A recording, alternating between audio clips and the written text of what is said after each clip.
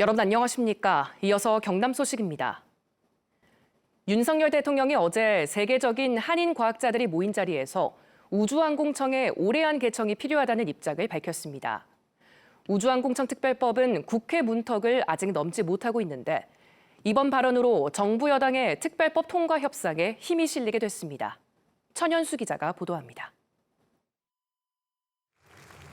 올해 처음으로 열린 세계 한인 과학기술인 대회. 세계 각지에서 활약하는 한국인 과학기술자와 국내 과학기술 대표 인사 등 500여 명이 참석했습니다. 윤석열 대통령은 과학기술 발전과 연구개발 투자의 중요성을 강조하며 우주항공청을 거론했습니다. 지난 5월 미국 방문 당시 미 항공우주국 나사와 인력 교류와 공동 연구의 뜻을 모았다고 소개했습니다. 이를 주도할 기관이 우주항공청인데 아직 설립하지 못하고 있어 안타깝다며 올해 안으로 개청하겠다고 밝혔습니다. 우리 젊은이들이 세계적인 연구기관과 함께 꿈을 펼칠 수 있도록 반드시 연내 우주항공청을 설립해서 우리 과학기술 발전의 선도 역할을 할 수 있도록 하겠습니다. 윤 대통령은 우주항공청 설립이 늦어지는 원인을 야당의 비협조라고 짚었습니다. 이 법안을 다루는 국회 과학기술정보방송통신위는 여러 가지 현안이 쌓여 여야의 대립이 이어지는 상태. 하지만 우주항공청 특별법을 두고는 여야의 이견이 크지 않아 대립 국면이 해소될 경우 신속한 처리가 예상됩니다. 결론적으로 말씀드리면 우주항공청 설치에 관한 특별법을 반대하는 국회의원은 없습니다. 법안 상정이 어려워지고 있는 그런 상황은. 윤 대통령이 우주항공청의 올해안 개청 의지를 다시 강력하게 밝힌 만큼 국회 상임위 내에서 여당의 협상력에 힘이 실릴 것으로 예상됩니다. 경상남도는 법안 통과에 대비해 사천시에 임시청사 후보지를 마련하는 등 올해안 개청이 이루어질 수 있도록 만반의 준비를 하고 있다고 밝혔습니다. KBS 뉴스 천연수입니다. 지난해 사천시 소속 기간제 노동자가 벌목 중 나무에 깔려 숨졌습니다. 중대재해처벌법이 시행된 뒤 지자체에서 발생한 첫 중대재해 사고였는데요. 노동부가 1년 2개월 만에 이 사건을 검찰로 송치했습니다.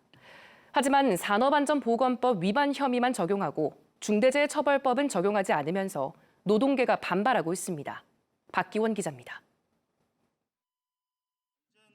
지난해 4월 사천의 한 야산에서 사천시 소속 50대 기간제 노동자가 나무에 깔려 숨졌습니다. 같은 해 1월 중대재해처벌법이 시행된 뒤 자치단체 소속 노동자가 숨진 전국 첫 사례였습니다. 최근 노동부는 당시 안전관리 실무를 맡았던 녹지공원 과장을 산업안전보건법 위반 혐의로 검찰에 송치했습니다. 사고 발생 1년 2개월 만입니다.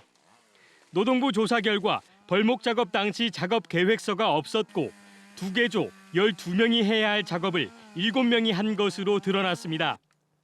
작업 전 위험성 평가를 통해 배치해야 할 작업 지휘자도 배치되지 않았습니다.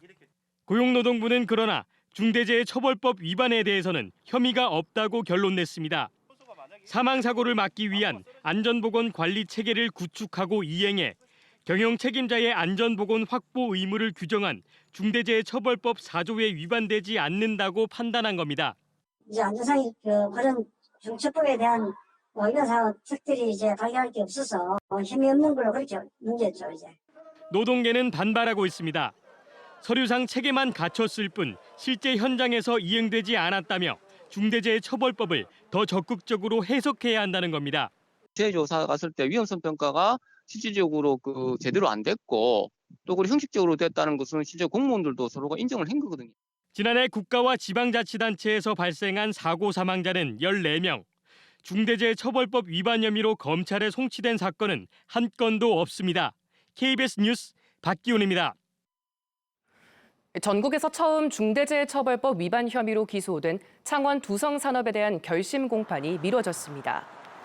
재판부는 애초 어제 결심 공판에서 검찰 구형을 받을 예정이었지만 검찰이 환경부에 신청한 사실조의 결과가 도착하지 않아 오는 9월 12일로 재판을 연기했습니다.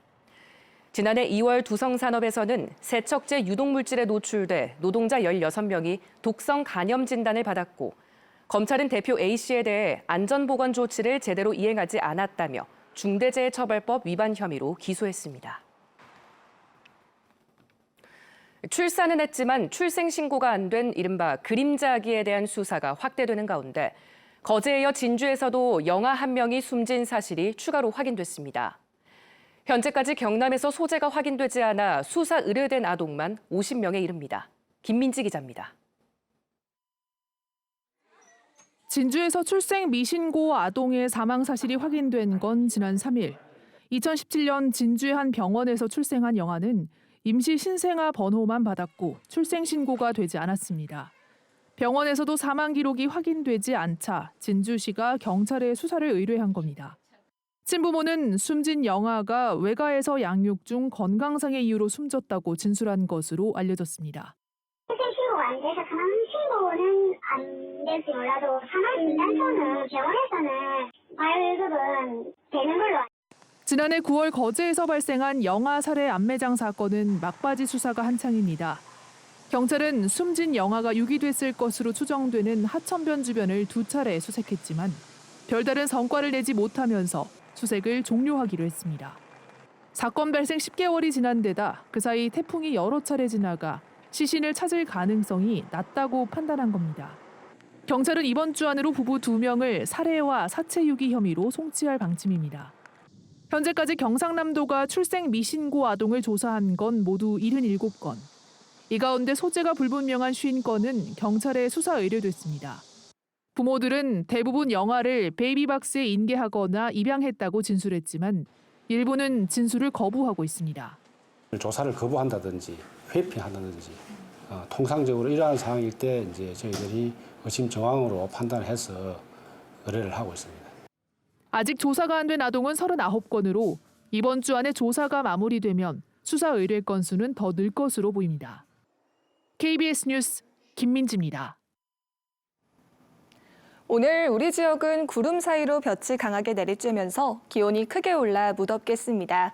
현재 대부분 지역에 폭염주의보가 내려져 있는데요. 잦은 비로 습도가 높아 체감온도는 더욱 높겠습니다.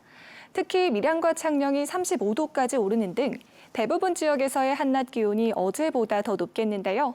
무더위에 건강 상하지 않게 각별한 유의가 필요하겠습니다. 한편 아침까지 남해안을 중심으로 가시거리 1km 미만의 짙은 안개가 끼는 곳이 있겠습니다. 차량 운행 시 안전거리 확보 등 교통안전에 각별한 유의가 필요하겠습니다. 자세한 지역별 기온 살펴보겠습니다. 현재 기온 창원이 21도, 의령이 20도를 보이고 있습니다. 한낮에는 창원이 33도, 함안이 34도로 어제보다 높겠습니다. 서부 지역도 진주가 20도, 합천이 19도로 출발하는 아침이고요. 한낮에는 진주가 33도, 합천 34도 예상됩니다. 바다의 물결은 대부분 해상에서 최고 1.5m로 비교적 잔잔하게 일겠습니다. 내일은 다시 정체전선이 북상하면서 우리 지역에 비 소식이 있겠습니다. 날씨였습니다. 일본 원전오염수 방류 계획이 국제안전기준에 부합한다는 국제원자력기구 IAEA의 최종 보고서와 관련해 경남에서도 비판의 목소리가 이어졌습니다. 정의당은 어제 창원 상남 분수광장에서 일본 원정투쟁단 보고대회를 열고 윤석열 정부가 국제원자력기구를 앞세워 국민의 걱정을 짓밟고 있다며 일본 정부를 국제해양법 재판소에 제소해야 한다고 주장했습니다. 더불어민주당 경남도당은 오염수 안전성을 검증하지 못해 세계인과 대한민국의 우려를 해소하는 데 전혀 기여하지 못했다고 밝혔습니다. 오염수 해양투기 저지 경남 행동도 면죄부만 준 보고서는 즉각 폐기되어야 한다며 이를 수용한다고 밝힌 정부 여당을 비판했습니다. 경상남도는 지난 2월부터 석 달 동안 경남의 93개 사회복지법인을 점검해 재산관리 등에서 위법하거나 부당한 87건을 적발했습니다. 경남도는 부당하게 집행된 보조금 1억 5천여만 원과 사용기준을 위반한 후원금 6천여만 원을 환수하고 법인 기본재산에서 누락된 부동산 30필지를 등기하도록 했습니다.